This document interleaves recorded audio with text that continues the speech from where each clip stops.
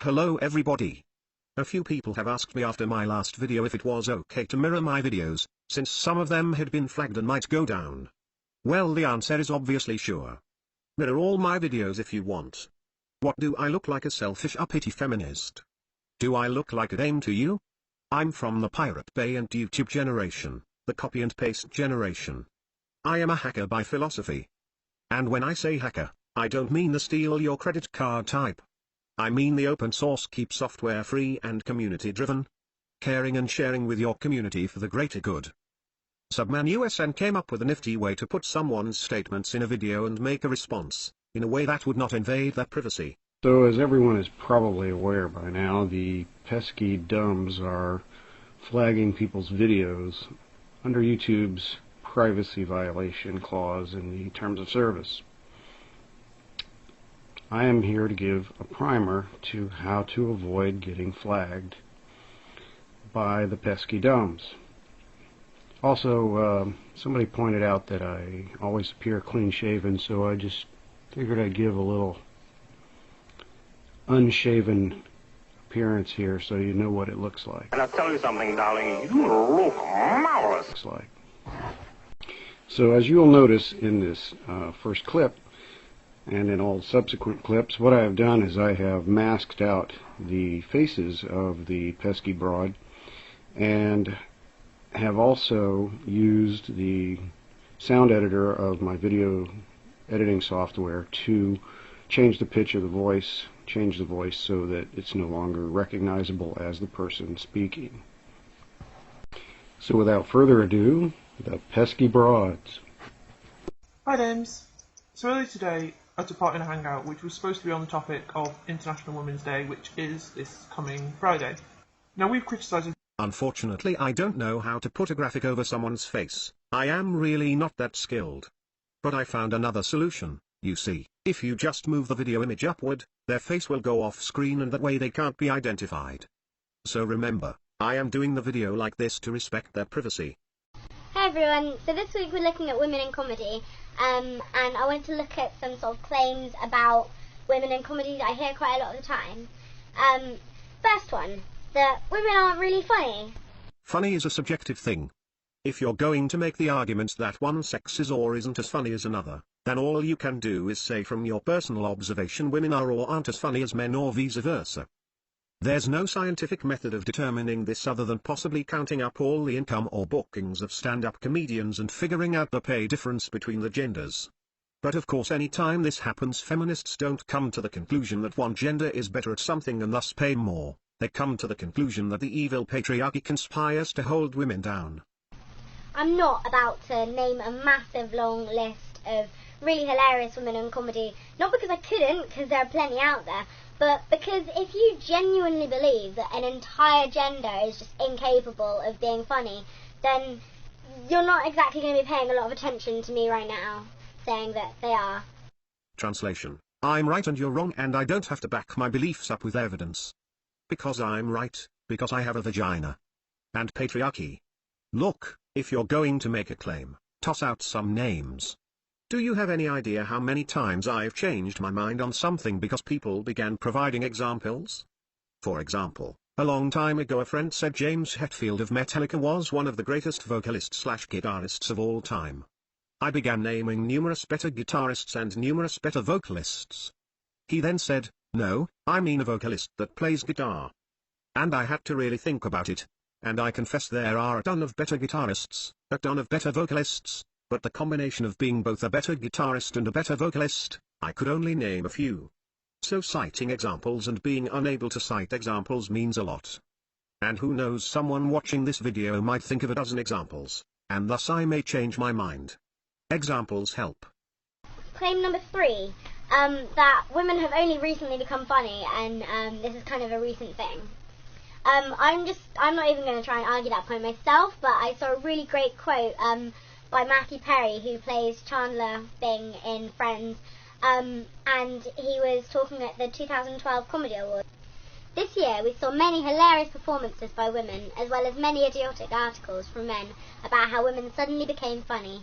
Yes, imagine how great the Mary Tyler Moore show would have been had Mary, Betty White, Cloris Leachman and Valerie Harper actually been funny. If only Lucille Ball, Carol Burnett, Gilda Radner or Julia Louis-Dreyfus had been able to get a laugh. I guess what I'm saying is that this wasn't the year women became funny. This was the year men finally pulled their heads out their asses. Mary Tyler Moore was a comedian? Some of those names I didn't recognize. Carol Burnett, you know I had totally forgotten about her. Yes, she was a funny and talented woman. See how examples help to make an argument. And Betty White, I seriously cannot believe as I was sitting here trying to think of good female comedians, I totally forgot about Betty White. She is awesome. Again, examples help. And I disagree that Julia Louis-Dreyfus is funny. She's a decent actress. She delivers her lines pretty decent. But I've never heard her do stand-up. If we're including actresses who can be funny when writers and directors are coaching them and giving them great setups, well then yeah, there are a lot of great female comedians. But by that logic there are a lot of great cartoon comedians. You gonna hand Bugs Bunny a fucking award? As for Julia being a naturally funny person in interviews, hell, she's not as funny as Kate Mulgrew. If you're a Trekkie, give me a thumbs up for that comment. Even if you hated the Janeway character, Kate Mulgrew is awesome. I have to show you guys these clips of Betty White. Can't blame him for not using computers. No. But no, John likes to do all his communicating via carrier pigeon. Carrier pigeon. Does that work? Oh, absolutely. Although, lately we've been having a problem with Sarah Palin shooting them down. That is one crazy bitch. Now, I'll tell you one thing. If Barack Obama needs more experience, I could give it to him. I think what I do. All right, but you know what? We're out of time. Betty White, everybody. Betty White. Yeah. I'm looking forward. Now, I know that you've agreed to do any, obviously, acting, singing, dancing, but no nudity. Are you drawing the line? No, very little nudity. Very little Just nudity. a little, you know, here and there. Just a little here. Mostly here. 70 years of comedy. I loved when the guy behind the camera lost it and started laughing. At any rate, giving examples of women being funny is probably a much better approach than just claiming they are. Take your word for it. Patriarchy. Something I hear a lot of the time when I have these kind of discussions is, oh well, there aren't enough women in comedy anyway, so you can't blame me for not knowing about all of this. And okay, so that's not entirely wrong. The comedy genre is completely it is vastly male dominated. And whose fault is that? Patriarchy? But you can't use that as an excuse for being foolish, basically. There is a hell of a lot of women in comedy, and there has been for a very long time. The problems are that, yeah, there are a lot more men, but... So first you say there are a hell of a lot of women in comedy, then you say there are a lot more men. You do understand that, a lot, is a relative thing, right? I could just as easily say there are very few men in comedy, though less women. Thus, there are very few women in comedy. To have a lot, and then a lot more, would require a third thing for comparison. But you're comparing men and women. There really isn't a third thing. A reason that there aren't enough women in comedy is probably due to the fact that it is so vastly male-dominated. It's riddled with misogyny. It's just being a woman is enough to be the fucking punchline, as long as, it's the guy doing the setup of the joke. So it's male-dominated because it's male-dominated. Guys make jokes about women, sex with women, and relationships with women. And that's why girls can't be comedians, except of course for the women who do become comedians. Here's an idea. How about women grab the mic and start making jokes about men and sex with men, and relationships with men? If it's funny, people will laugh.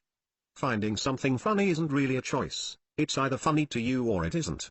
You can't force yourself to think something is funny, nor can you make something funny stop being funny because it violates some ethics or principles. Look, I'm not racist, and I don't like racism, but I've laughed at racial jokes targeting whites, blacks, and others. If a joke is funny, it's funny. I reckon that a lot of women don't feel safe in comedy.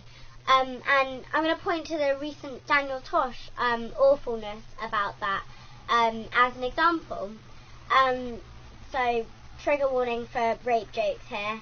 For those of you who haven't heard about this, he was doing this bit about how rape jokes are always funny because rape is just hilarious. And this woman decided to shout from the crowd, "Actually, no, rape jokes are never funny."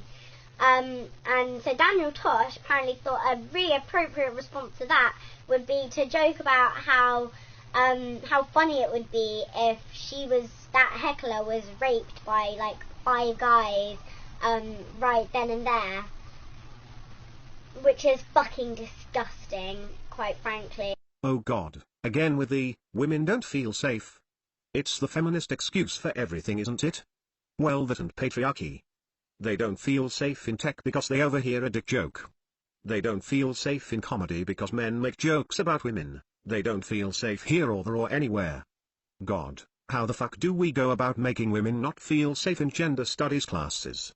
Maybe if they didn't feel safe they'd quit going and getting indoctrinated.